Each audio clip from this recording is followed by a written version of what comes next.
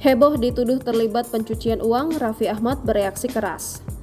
Presenter kondang Raffi Ahmad dikabarkan terlibat kasus dugaan pencucian uang sehingga ia diduga bisa lancar menjalankan semua lini bisnisnya. Bahkan menurut keterangan dari National Corruption Watch, banyak sekali kasus dugaan tindak pidana pencucian uang kejahatannya diduga mengalir ke Raffi Ahmad. Guna menerima pengaliran dana kasus dugaan TPPU, Raffi Ahmad diduga memiliki ratusan rekening yang dianggap sebagai kantong semar untuk mengelola diduga uang haram dari para terduga koruptor. Raffi Ahmad buka suara. Ia membantah kabar dirinya terlibat dalam kasus dugaan TPPU atau menerima aliran dana diduga dari para koruptor.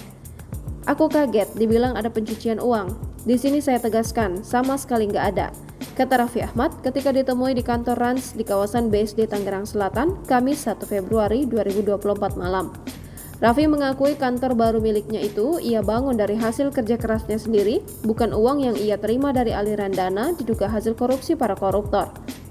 Percaya nggak percaya, cek aja, gedung ini aja ada cicilan nih.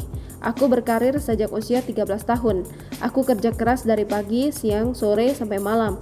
Jadi jangan percaya sama kabar itu, ucapnya. Raffi menyebut sebenarnya ia tak mau menanggapi tuduhan tersebut. Akan tetapi, suami Nagita Slavina ini menganggap tudingan dirinya menerima uang korupsi adalah fitnah besar. Sebenarnya saya tidak mau jawab isu ini. Cuma aku merasa fitnah ini sudah keterlaluan sekali. Banyak klien yang nanya juga.